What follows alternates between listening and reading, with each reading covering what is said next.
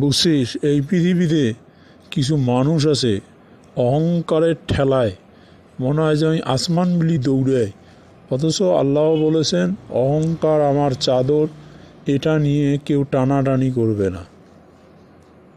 শোন তাহলে, উমর রাদিয়াল্লাহু তাআলা আনহুর জীবনের ছোট্ট একটা ঘটনা বলি।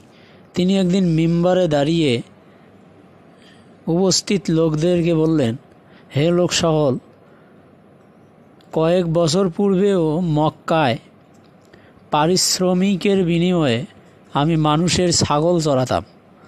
আব্দুর রহমান ইবনে আউফ রাদিয়াল্লাহু বলেন, হে আমিরুল মুমিনিন, আপনি তো মানুষের কাছে নিজেকে তুচ্ছ করা ব্যতীত আর কিছুই বললেন না।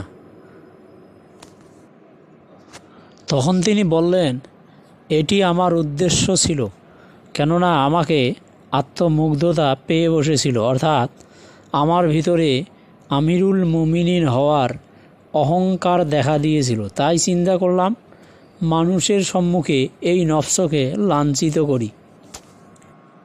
কত মজার বিষয় দেখছিস, তাদের ভিতরে অহংকার দেখা দিলে তারা কি করত।